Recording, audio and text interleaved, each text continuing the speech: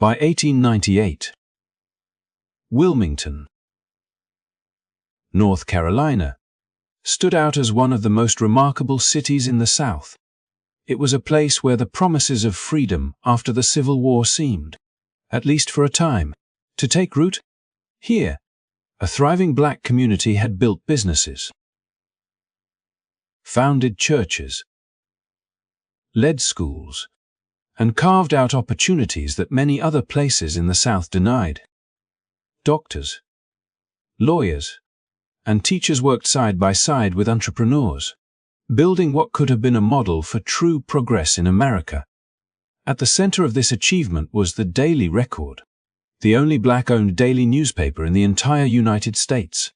Edited by Alexander Manley, the paper championed justice, equal rights, and uplift for Wilmington's black citizens. This was not just a story about one city's prosperity. Wilmington represented a glimpse into what America could have become, a society where race did not prevent talent from rising, and where community effort built real opportunity. But prosperity and influence for black citizens did not go unchallenged. In fact, it provoked resentment, fear, and hostility from those determined to maintain white supremacy at any cost. That tension would soon boil over into one of the darkest and least discussed events in American history. What happened in Wilmington in 1898 was not an accident, nor was it a spontaneous clash. It was a carefully planned, deliberate act to strip away progress, silence voices, and remind an entire population that their success was not welcome. It was, in fact, the only successful coup d'etat ever carried out on American soil, and its consequences reached far beyond one city, shaping the political and social landscape of the South for generations.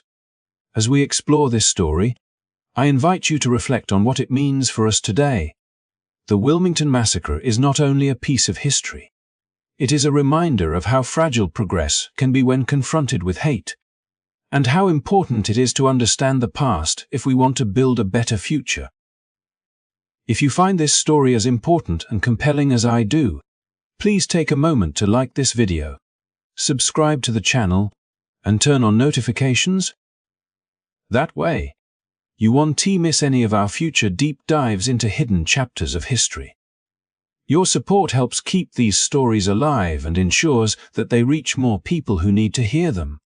Now, let us step back into Wilmington in the year 1898. Imagine the bustling streets, the growing businesses, the hum of printing presses at the Daily Record, and the sense of pride within a community that had overcome incredible odds. And then, imagine how quickly it was all torn apart, not just by violence, but by an organized effort to erase progress itself. This is the story of the Wilmington Massacre of 1898. In the years following the Civil War, Wilmington was more than just a southern port city. It became a symbol of what was possible when freedom was given the chance to grow. The city's black community was not only thriving in business and culture, but was also gaining ground in politics. For a brief, shining moment, it seemed as though the promises of Reconstruction might actually endure in this coastal city of North Carolina. Black leaders, together with white allies in the fusionist coalition of Republicans and populists, managed to carve out a political force strong enough to challenge the entrenched dominance of the Democratic Party. This coalition represented something that was almost unheard of in the South of the late 19th century, a cross-racial alliance that placed fairness, economic growth, and broader participation above old hierarchies of power. For many in Wilmington, it was a rare glimpse into what a more inclusive democracy could look like. The fusionists were not a fringe movement. They won real victories, both locally and statewide, securing positions in government that mattered. Black men, only a generation removed from bondage, were now serving on city councils, boards of aldermen, and even holding federal appointments. They were not simply figureheads. They wielded genuine authority, influencing budgets, policies, and the everyday workings of government. This success was not the product of charity, but of merit and determination. These leaders had risen because they had the education, the business acumen, and the organizational skills to compete and succeed in public life. Their progress reflected not only individual ambition, but the collective will of a community determined to claim its rightful place in American democracy. For many white Democrats, however, these developments were intolerable. To them, Wilmington's political landscape had been turned upside down, a direct challenge to their long-standing dominance. The very idea that black men could help decide the city's direction and do so in coalition with white allies was a source of outrage. It threatened not only their political control, but also the social order they had long enforced. And so, what should have been celebrated as a remarkable step toward equality instead fueled a backlash that would prove devastating. The anger did not erupt all at once. It festered and grew over time. Each appointment of a black official, each re-election of a fusionist candidate, became another spark thrown onto dry kindling. In 1897, when a successful black businessman named John Norwood was appointed to Wilmington's Board of Aldermen, it was more than a local matter, it was a statement of inclusion that cut against the grain of white Democratic power. Around the same time, President William McKinley reappointed John Dancy, a black Republican, as collector of customs at the port of Wilmington. That post was lucrative and influential, paying more than even the governor of North Carolina earned. To white Democrats who had once held such positions, this was salt in an open wound. They saw capable black men occupying roles that had historically belonged to them, and they ceded. The success of the fusionists also exposed deeper anxieties about the balance of power. Wilmington's black population outnumbered the white population by several thousand. And when those numbers translated into political influence, the message was clear. The old order was being reshaped. For white Democrats who defined themselves by control, this was a nightmare vision of the future.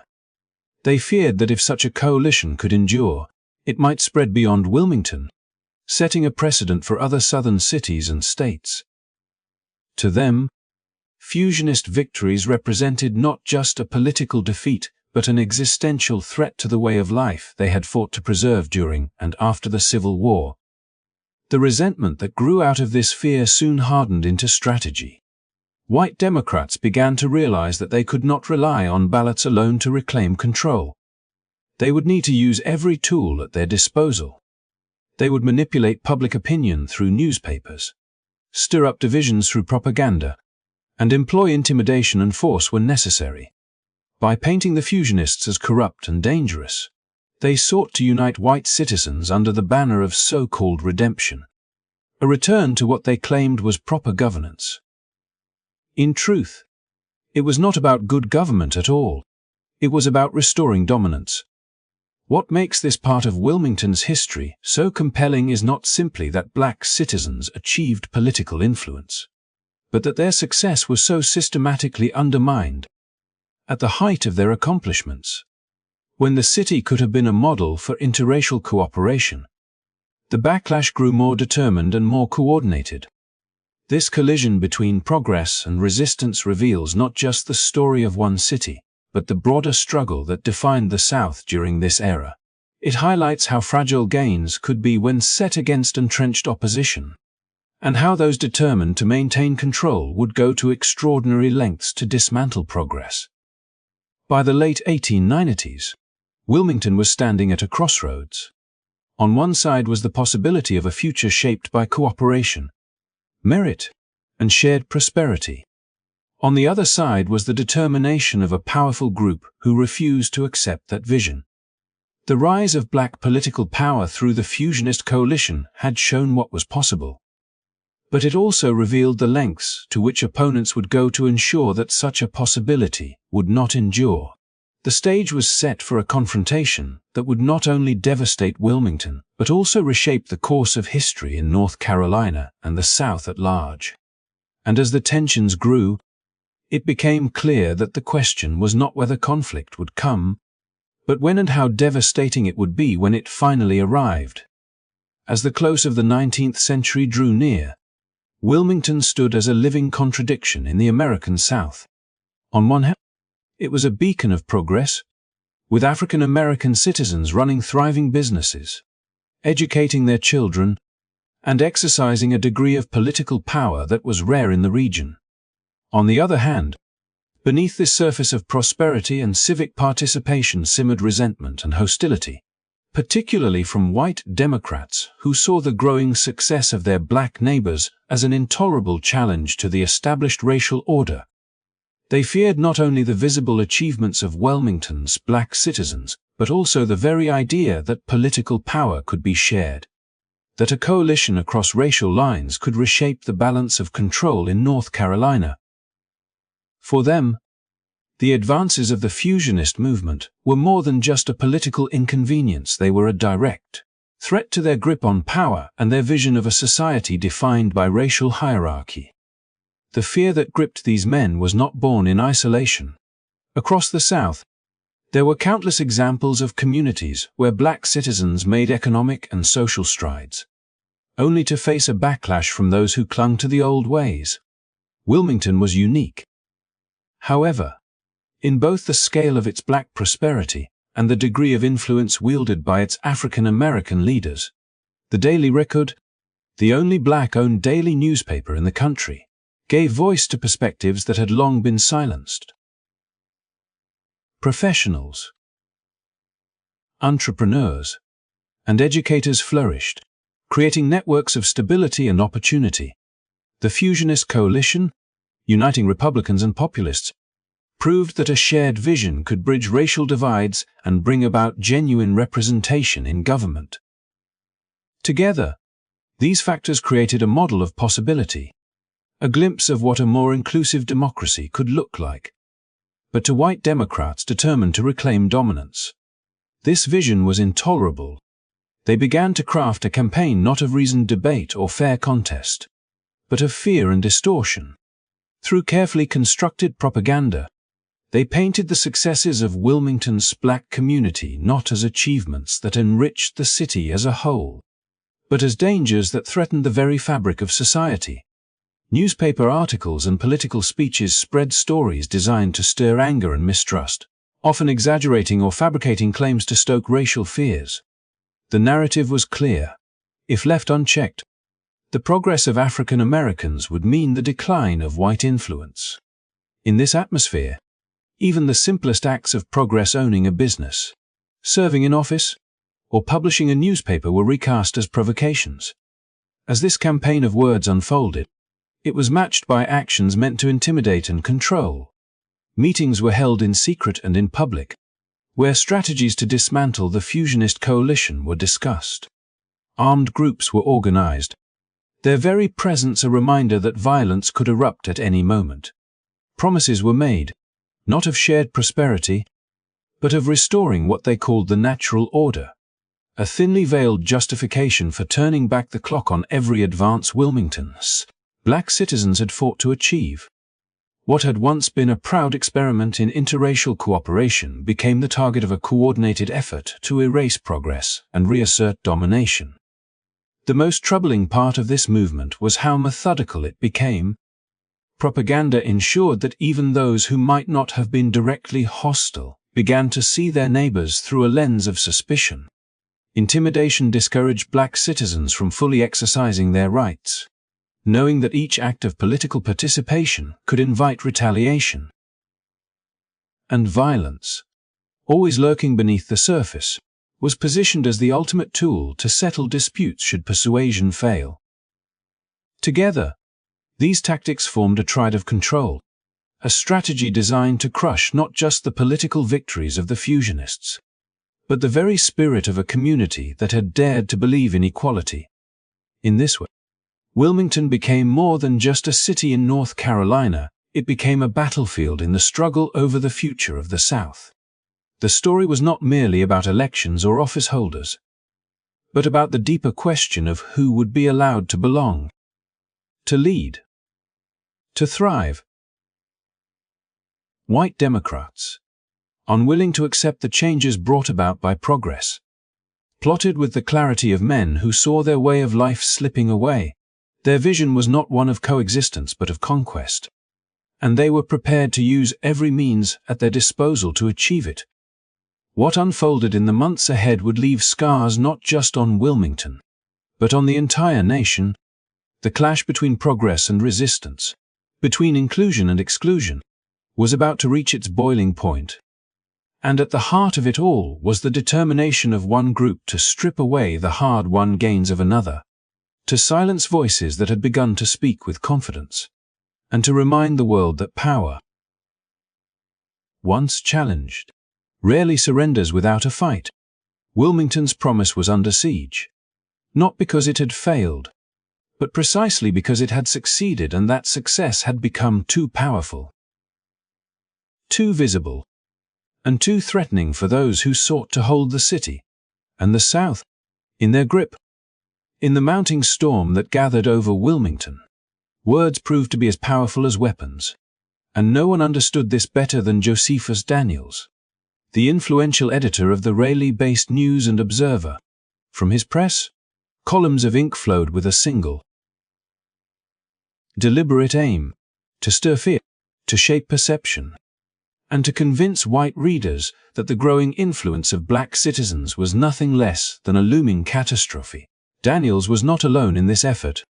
Partnering with him, Norman Jennett, a cartoonist whose illustrations carried more weight than many speeches, filled pages with grotesque caricatures designed to strike at the emotions rather than reason.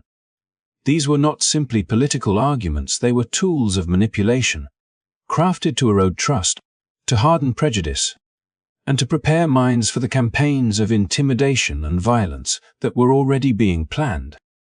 Each edition of the News and Observer seemed to hammer home the same chilling message: that Wilmington, and North Carolina as a whole, stood on the brink of what they called black domination. This phrase, repeated and magnified, was less a reflection of reality than a calculated distortion. The fusionist coalition had indeed brought African Americans into positions of influence. But it was not domination, it was representation, the kind of shared governance that democracy promises. Yet Daniels and his newspaper twisted these developments into something sinister, portraying political victories as hostile takeovers and community successes as encroachments. For readers already uneasy about change, the effect was profound. The more they read, the more they were led to believe that their way of life was under siege, that what was happening in Wilmington was not progress but a threat.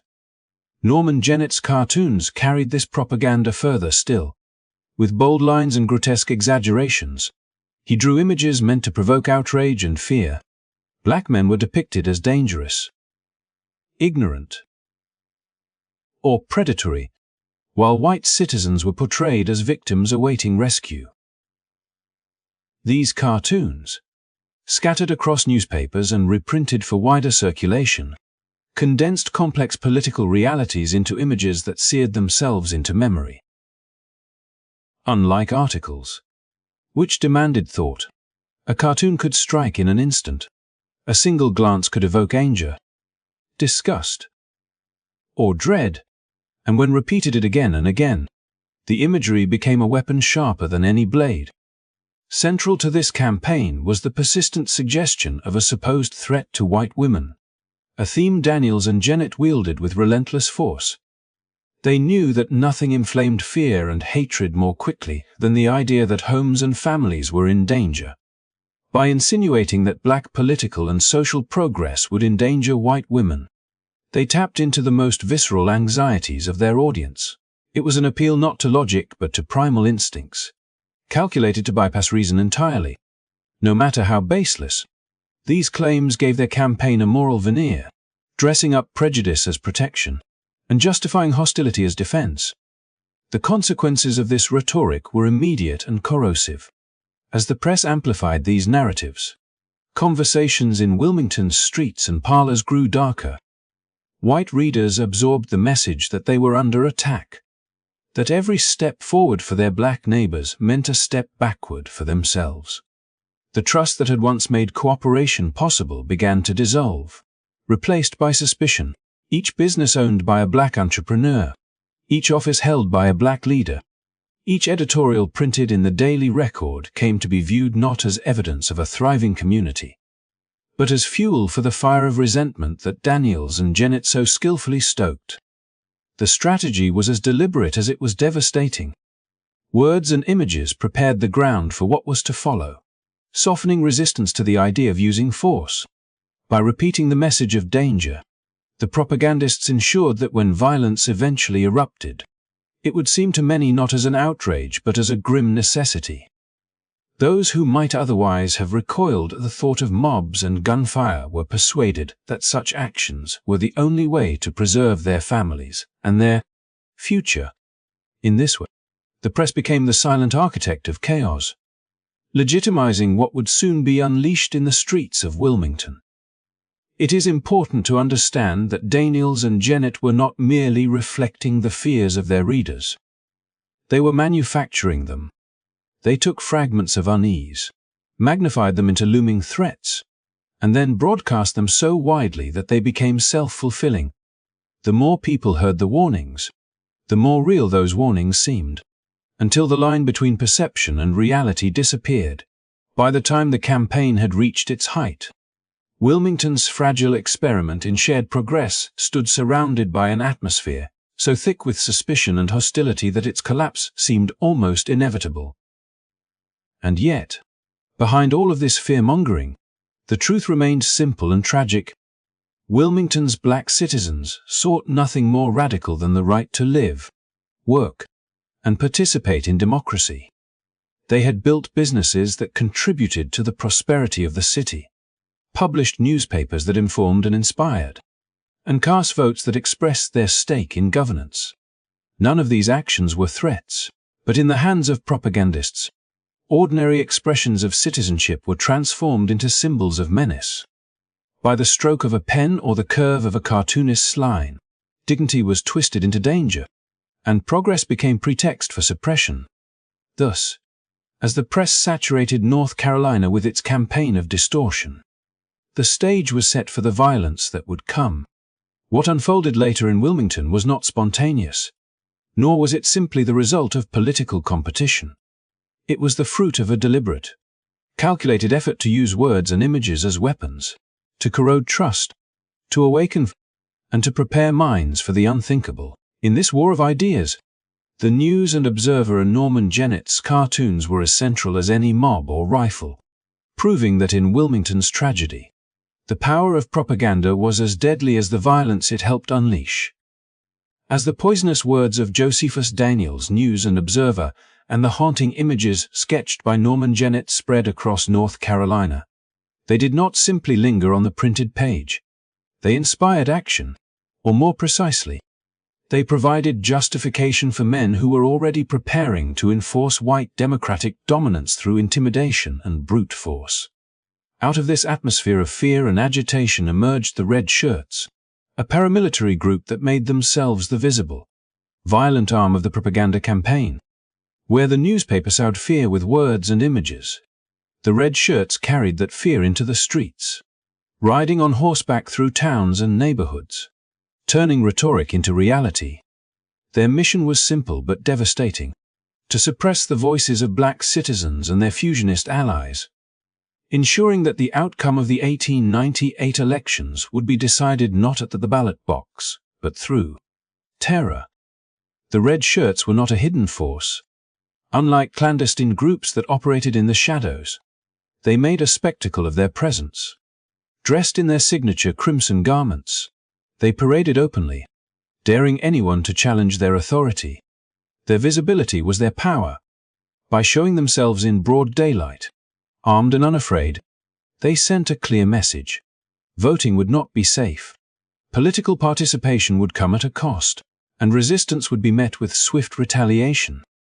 Their parades were less celebrations of political unity and more calculated demonstrations of dominance, blending theater with intimidation.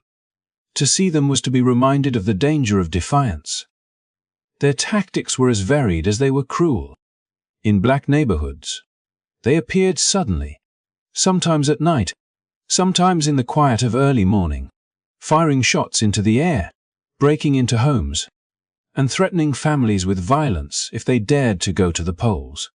In areas, they targeted gatherings, disrupting meetings of fusionist supporters, dispersing them with displays of firepower. They followed voters on election day, standing menacingly outside polling stations, making it clear that those who entered would be marked. The act of casting a ballot, an expression of citizenship that should have been a right, became a gamble with one's safety. The red shirts also understood the power of performance. Their rides through towns were orchestrated with the precision of military drills, their crimson clothing creating a striking, unforgettable image.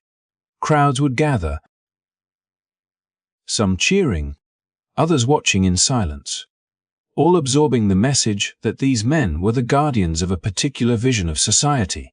For black citizens, that vision was one of exclusion and suppression. For white Democrats, it was reassurance that their call for restoring order had found enforcers willing to act. The terror was not only in their weapons, but in the knowledge that they acted with impunity, often with the quiet approval or outright encouragement of political leaders who benefited from their actions. By the time election day drew near in 1898, the impact of the red shirts was unmistakable. Voter rolls that once reflected the enthusiasm of black participation now showed the effects of intimidation. Many who had proudly exercised their rights in earlier years chose silence over danger, staying home rather than risking confrontation with armed men who patrolled the streets. Others attempted to vote but were turned away through threats or outright violence. The very foundation of democracy, the freedom to choose one's leaders, was eroded not by apathy, but by fear deliberately cultivated and enforced. Yet the Red Shirts campaign was not confined to suppressing the black vote alone. They also targeted white fusionists who stood in solidarity with African Americans, branding them as traitors to their race and subjecting them to similar harassment. This widened their reach, ensuring that the coalition of Republicans and populists that had once promised a more inclusive vision of governance found itself hemmed in from all sides. By attacking both black citizens and their allies, the Red Shirts dismantled the very possibility of interracial political cooperation. The psychological toll of their actions was immense. For communities that had once celebrated progress, the daily threat of violence created an atmosphere of dread. Families whispered about safety. Neighbors warned one another of where the Red Shirts had last been seen. And every sound of hoofbeats in the distance carried the possibility of terror arriving at the doorstep. The progress that had made Wilmington a beacon of possibility now seemed precarious, not because it had failed, but because it was being deliberately crushed under the weight of organized force.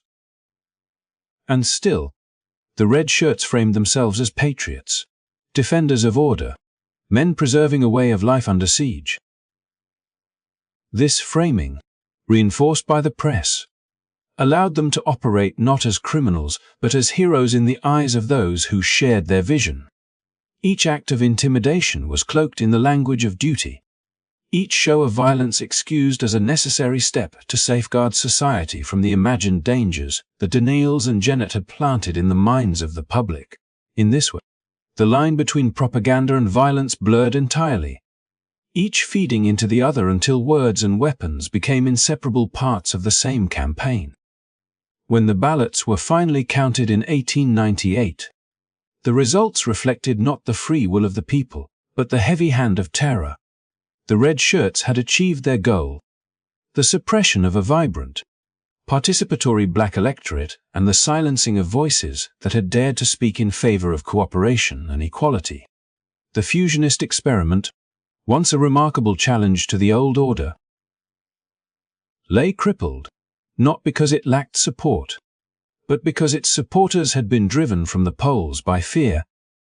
The presence of the Red Shirts in Wilmington's story reveals the depth of the resistance to progress, the lengths to which those invested in maintaining power would go to destroy it.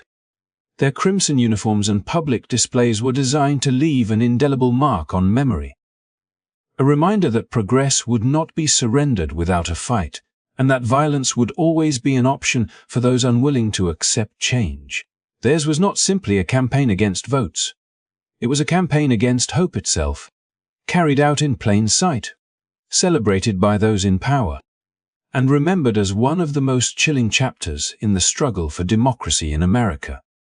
As November 8, 1898, approached, Wilmington stood on edge. The city that had once embodied the possibility of interracial progress was now saturated with fear. Its streets patrolled by red shirts and its public discourse poisoned by the ceaseless propaganda of the News and Observer. Black citizens and their fusionist allies understood what was at stake. The election would decide whether the fragile coalition they had built could survive the mounting tide of hostility. But what they could not stop was the machinery already set in motion by white Democrats. A machine designed not to compete fairly at the ballot box, but to overwhelm it with fraud, intimidation, and manipulation. Election day dawned not with the quiet dignity of democracy, but with the heavy presence of threat. Polling stations, which should have been places of civic expression, became arenas of menace. Red shirts loitered outside entrances, their crimson shirts unmistakable, their weapons visible, their very presence a warning that every ballot cast carried consequences. For black citizens, approaching the polls meant bracing against glares, jeers, and the possibility of violence. For white fusionists who dared to stand beside them, it meant being branded as traitors. Watched closely, and often pushed aside, what had once been a straightforward act of citizenship now required courage greater than most could muster. And the fear cultivated over weeks of intimidation weighed heavily on every step toward the voting booth. The tactics of suppression went far beyond visible intimidation. Ballots were manipulated with ruthless precision. In some districts, boxes were stuffed with fraudulent votes before polls had even opened. In others, votes cast by black citizens were discarded or altered, their voices erased before they could ever be counted.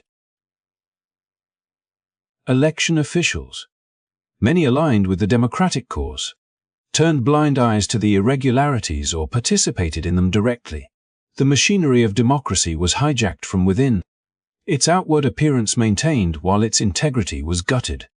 To the outside observer, it was an election. To those living through it, it was a performance stage to guarantee one outcome. The scale of the fraud was staggering. Reports of duplicate voting spread, with men casting ballots multiple times under different names. Ballot boxes mysteriously disappeared, later replaced with boxes filled to the brim with votes for Democratic candidates. In some precincts, the number of votes cast exceeded the number of registered voters. A mathematical impossibility that was ignored by officials determined to deliver victory at every level, from the street to the ballot box. The process was corrupted until the result was inevitable. For black citizens who had fought so hard to claim their place in the political life of Wilmington, the day was crushing. They had endured weeks of threats, seen their communities patrolled by armed men, read their lives distorted in the press. And still many had summoned the courage to vote. To watch their ballots vanish into a rigged system was to feel their agency stripped away, their hopes for representation shattered. For fusionists, the betrayal was equally bitter. They had believed that by building coalitions across race and class they could carve a new path for North Carolina. But now they saw their experiment dismantled not by debate or persuasion but by the blunt tools of intimidation and deceit. By the end of the day, the outcome was clear. Democrats declared sweeping victories, reclaiming control of local and state positions they had lost to fusionist leadership in previous years. To the casual observer, the results might have looked like a genuine political shift, but those who lived through it knew better. This was not the voice of the people speaking through the ballot box, it was the silencing of that voice, a verdict delivered by manipulation and enforced by fear. What should have been a day of democratic renewal became instead the final act of a carefully orchestrated coup carried out in slow motion. The aftermath of the election was no less chilling than the day itself.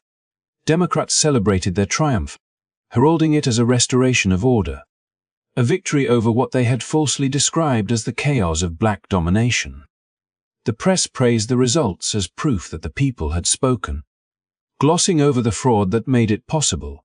The red shirts paraded proudly, claiming credit for their role in shaping the outcome. For those who had been silenced, there was no celebration, only the quiet devastation of knowing that their city's promise had been stolen from them in plain sight. The fraudulent election of November 8th was more than just a political turning point. It was the decisive moment that set the stage for what came next. By demonstrating that ballots could be manipulated and that intimidation could dictate outcomes, white Democrats established a model for maintaining control without regard for fairness or law.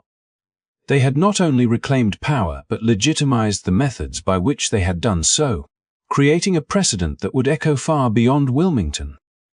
The election was not the end of the struggle, but the beginning of a new, darker chapter, one in which violence and disenfranchisement would become the norm. In this way, November 8th, 1898, became a day etched into history not as a triumph of democracy but as its betrayal. It revealed how fragile progress could be when confronted by determined opposition willing to discard principles in favor of power. The people of Wilmington had shown what was possible through cooperation, resilience, and vision, but in the span of a single day, those possibilities were buried beneath fraud and intimidation. What remained was a bitter lesson, that the ballot box, without protection from corruption and violence, could be turned from a symbol of freedom into an instrument of suppression. The echoes of that day carried long after the ballots were counted. Families remembered the fear, communities bore the scars, and history recorded the outcome as one of the starkest examples of how democracy can be undone, not by apathy but by deliberate sabotage. The election of 1898 was not just stolen, it was weaponized, reshaping Wilmington's destiny and leaving behind a legacy that would shape the struggle for justice in America for generations to come. In the tense days following the election of 1898, when the Democrats had claimed victory through fraud and intimidation, Wilmington did not find relief or stability. Instead, the city was pushed further into the grip of fear. The election had been only the beginning of a larger plan, a prelude to the final act that white leaders had been carefully preparing. With ballots manipulated and fusionist power broken, the architects of the coup now sought to cement their control by erasing every symbol of black progress and silencing every voice that dared to challenge their authority. At the center of this effort stood Alfred Waddell, a former Confederate colonel whose fiery rhetoric had already fueled mobs and whose ambition was as transparent as it was dangerous. He would not settle for an electoral victory manufactured in the shadows. He wanted a public spectacle of dominance, one that would leave no doubt about who ruled Wilmington. Waddell and his allies issued demands that carried the weight of threats. They insisted that Alexander Manly, the editor of the Daily Record, be driven from the city. Manly's newspaper had been a beacon for the black community, a platform that spoke truth to power and defended dignity in the face of relentless propaganda. His editorials had challenged the falsehoods spread by Democratic papers, especially their incendiary claims about the supposed dangers posed by black men. For this, he had been marked as a target, not simply as an opponent but as a symbol of resistance. The call for his removal was not about one man. It was about silencing an entire community's voice. But the demands did not stop there. Waddell and the so-called Committee of 25 demanded the resignations of elected black officials, along with fusionist leaders who had stood with them. The mayor, the board of aldermen, the police chief, and even the fire chief were told to step down. To refuse was to invite consequences that everyone in Wilmington already understood. These were not polite requests delivered through lawful channels. They were ultimatums delivered under the shadow of guns and torches. The white leaders wanted no trace of the multiracial democracy that had briefly flourished in their city. Their message was clear. Black influence would no longer be tolerated, whether in government, business, or the press. The ultimatum was delivered with a chilling performance of unity. White leaders gathered, drafted what they called the White Declaration of Independence, and proclaimed it with the conviction of men who believed they were saving their city. The document declared that Wilmington would no longer be governed by what they disparaged as Negro rule, that the authority of white men was absolute, and that any attempt to resist would be crushed. It was a proclamation of supremacy, wrapped in the language of patriotism, meant to present their coup not as an act of treason but as a noble cause. To those who signed it, it was a contract to erase the progress of decades in a single stroke. For the black community and their fusionist allies, the declaration and the demands it carried were devastating. Leaders within the community, sometimes referred to as the Committee of Colored Citizens, tried to negotiate. They hoped that by agreeing to some conditions, by urging Manley to leave quietly, by seeking compromises, they might prevent the violence they knew was imminent. But their hopes were misplaced. The demands were never intended to open a path toward peace. They were designed to set the stage for force. Waddell and his followers had already decided on violence. The ultimatum was theater, a way to justify the bloodshed that was about to unfold by claiming they had offered a choice. The pressure on Alexander Manley grew unbearable. He had already faced threats after his bold editorial the previous year, when he had challenged a prominent white woman's endorsement of lynching by writing that white men should take responsibility for the consensual relationships white women were having with black men. His words had enraged white leaders who thrived on myths of purity and fear, and now they used them as fuel to stoke mob anger by naming Manley as a central enemy. They personalized their campaign of suppression, making his removal a rallying cry for every white supremacist in Wilmington. Meanwhile, the officials who were targeted understood the stakes. To resign was to betray the constituents who had elected them, to abandon the fragile gains of fusionist politics. Yet to refuse was to risk their lives and the safety of their families. This was not a fair contest of ideas or policies. It was coercion with violence waiting in the wings.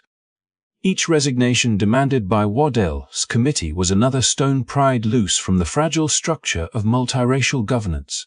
The pressure was immense, and the knowledge that state and federal authorities would not intervene left these officials with little hope of protection. The city itself simmered with anticipation, as if every resident sensed that a storm was about to break.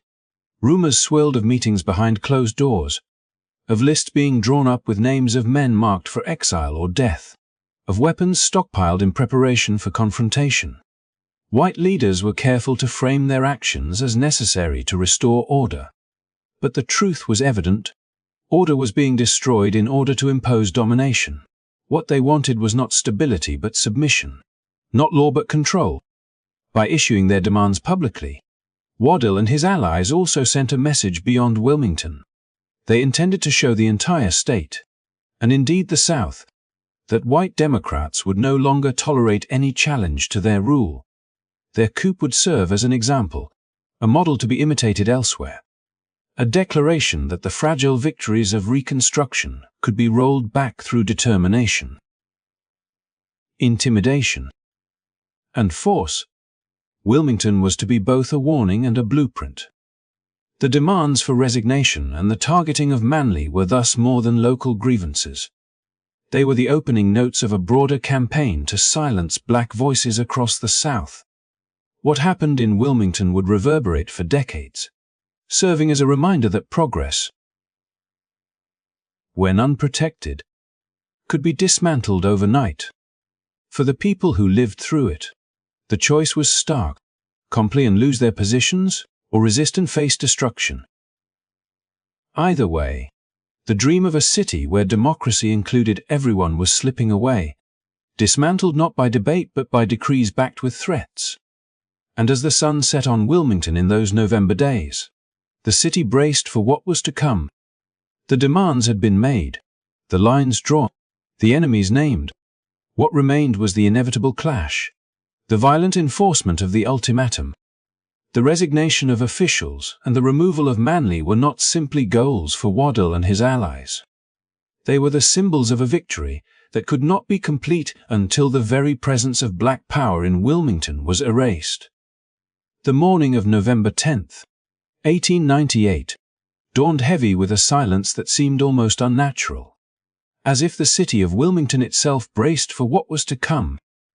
Tensions that had been brewing for months had reached their breaking point, and the machinery of conspiracy, intimidation, and resentment finally turned into a storm that would forever alter the city's history.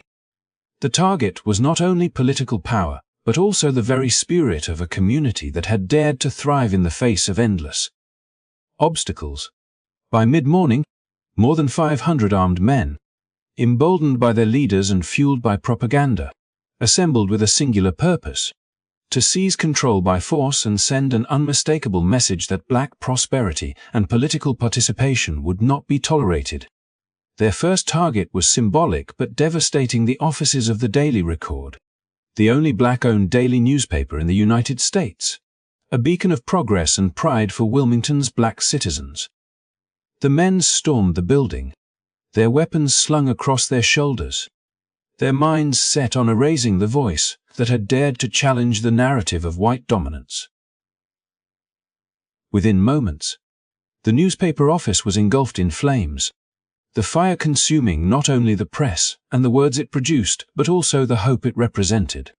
Thick black smoke rose into the sky, visible for miles, signaling the beginning of a violent coup. As the flames crackled and devoured the structure, the mob's fury did not subside. Instead, it spread outward into the streets, where Wilmington's black community lived, worked, and sought safety. Armed men advanced into neighborhoods, firing indiscriminately, forcing families to flee in terror. Men and women who had woken that day expecting to go about their lives were suddenly thrust into chaos. Their homes invaded, their loved ones torn away, their futures shattered in a matter of hours.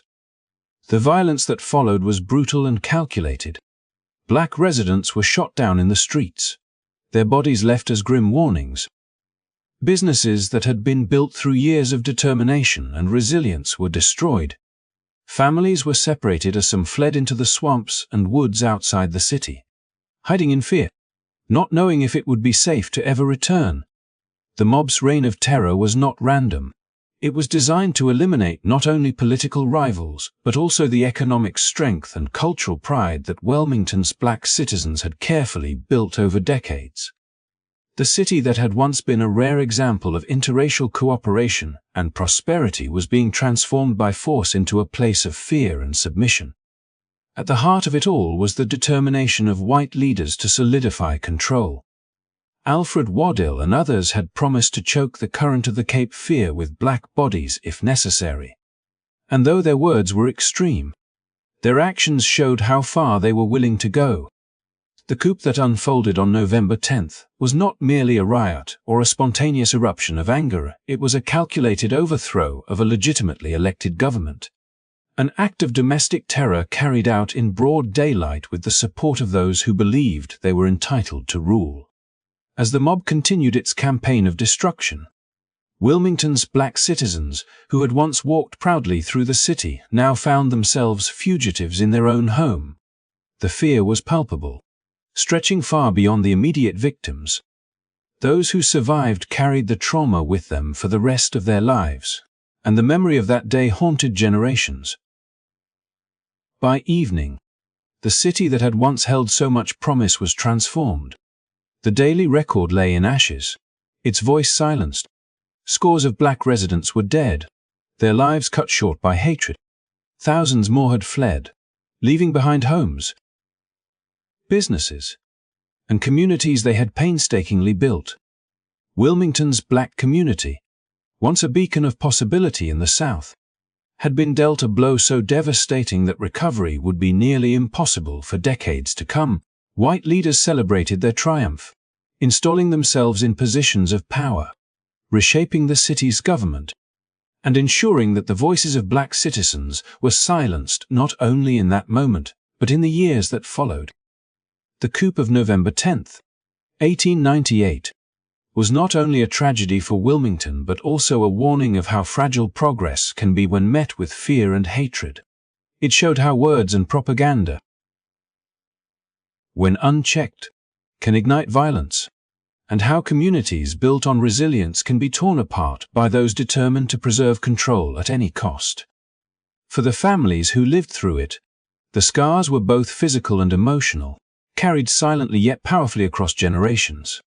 The day began with fire and gunshots, and it ended with silence, a silence heavy with loss, grief, and the chilling knowledge that the world they had built had been taken from them in a single, devastating day. In the aftermath of that harrowing day, Wilmington bore little resemblance to the thriving city it had been only weeks before. The smoke from the burned offices of the Daily Record still lingered in the air, and the echoes of gunfire had barely faded when the true consequences of the coup began to crystallize. Black leaders who had once been respected figures in the community, professionals, business owners, teachers, and politicians were hunted down, their lives endangered simply because they represented progress and defiance against a system that sought to keep them silent. Many had no choice but to flee. They abandoned their homes in the dead of night, carrying only what they could, leaving behind businesses they had built and neighborhoods they had nurtured, exiled from the very city where they had invested their hopes and their futures. Families that had lived in Wilmington for generations suddenly found themselves wandering through unfamiliar territory, dispossessed and heartbroken, victims of a plan that had been executed with precision and cruelty. The streets of Wilmington, once filled with the energy of commerce and the promise of collaboration, became ghostly reminders of what had been lost. Black-owned businesses, symbols of hard-earned success, were systematically dismantled. Shops that had supplied goods to the city's residents, offices that had offered professional services, and institutions that had given the community pride were either destroyed outright or taken over by those who had orchestrated the violence. The wealth and independence that black citizens had created for themselves became spoils for others, ensuring that economic power shifted firmly into the hands of those who had engineered the coup. It was not only about silencing a voice in politics. It was about erasing the possibility of equality in every sphere of life, ensuring that no challenge to the existing order could arise again.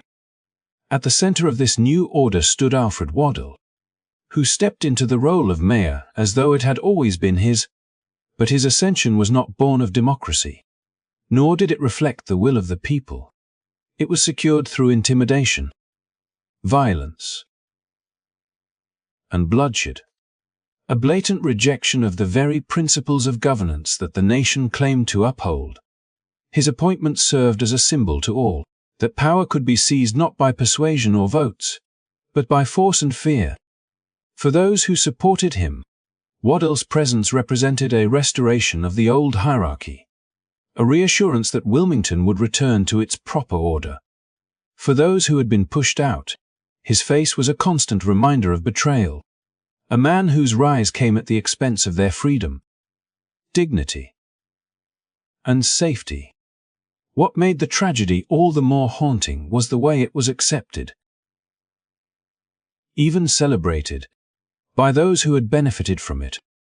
Newspapers sympathetic to the coup framed the events not as an atrocity, but as a necessary step to restore peace and stability, rewriting the story before the victims had even finished burying their dead. By controlling the narrative, the architects of the coup ensured that their actions would be legitimized in the eyes of many, both within Wilmington and beyond. Meanwhile, the true story, the terror inflicted upon innocent families, the destruction of livelihoods, the silencing of voices was left to linger only in the memories of survivors, whispered in private because to speak too loudly was to invite danger. For the black citizens who remained in Wilmington, Life became a delicate balance between survival and silence. Political power, once within their grasp through the fusionist coalition, had been ripped away overnight. No longer would they see their representatives in positions of authority. No longer would their votes carry the same weight. The message had been delivered with ruthless clarity. Any attempt to reclaim influence would be met with swift and merciless retribution. For those forced into exile, the pain of loss was compounded by the knowledge that they could never truly return. The businesses they had worked tirelessly to establish were gone. The homes they had cherished occupied by others. The communities they had loved scattered across unfamiliar lands. The legacy of November 1898 was not only the destruction of lives and property, but also the rewriting of what was possible for an entire generation. Wilmington had been proof that progress was attainable, that black citizens could thrive alongside their white counterparts, contributing equally to the economic, cultural, and political fabric of the city. But with the coup, the vision was violently erased.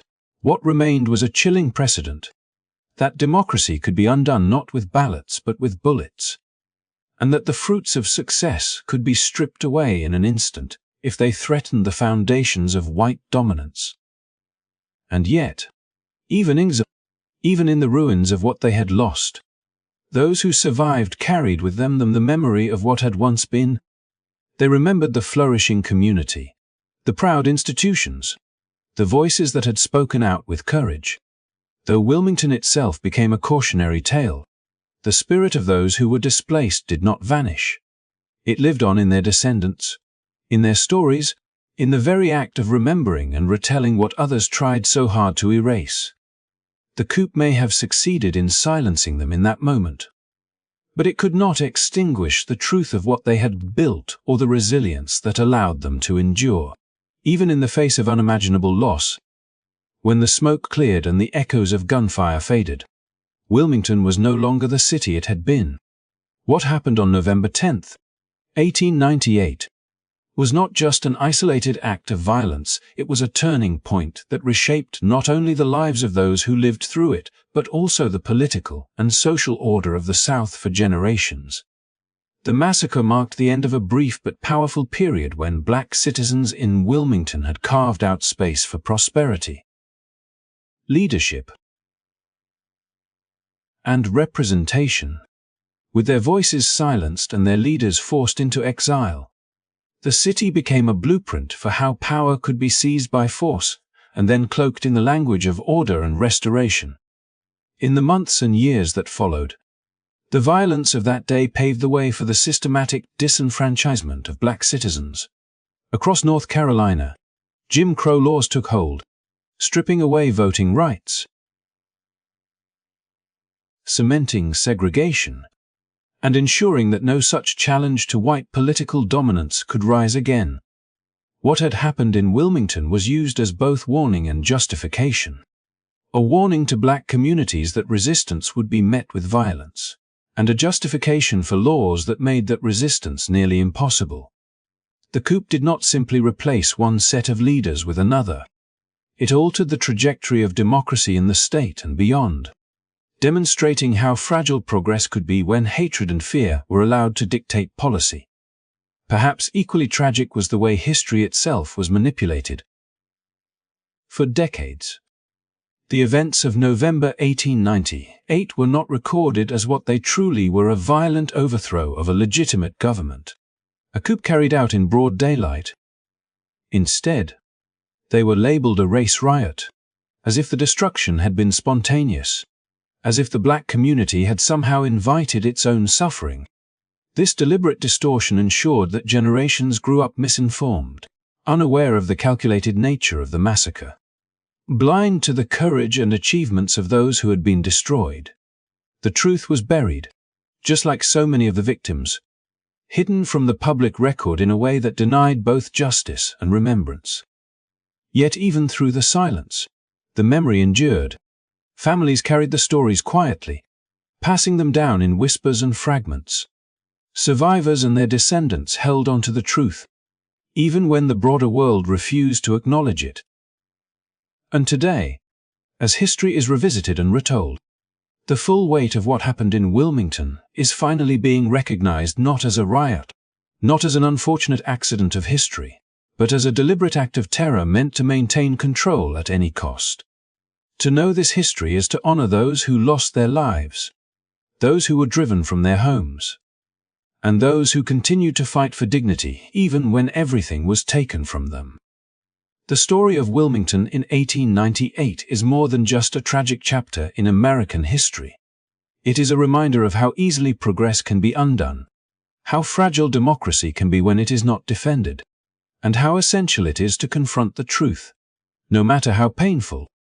If we are to learn from it, it shows us that silence can be as dangerous as violence, that misrepresentation can erase not just facts but entire communities from memory, and it challenges us, here and now, to ask whether we are willing to face history honestly, or whether we will allow it to be rewritten again.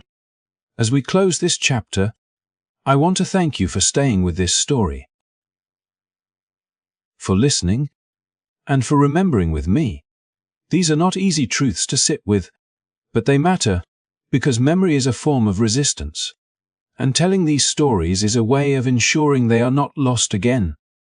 If you found value in this journey through the past, I invite you to support the channel. Please like, share, and subscribe, so together we can continue uncovering the histories that deserve to be heard. Your support helps keep these stories alive and ensures they reach others who may not yet know them. And now, as you turn off the screen and prepare to rest, I wish you peace. May you carry with you not only the sorrow of Wilmington's tragedy, but also the determination to honor its lessons. May the resilience of those who endured remind you that even in the darkest moments, truth has a way of surviving. Thank you again for being here, for listening, and for remembering. Good night, and may you sleep well.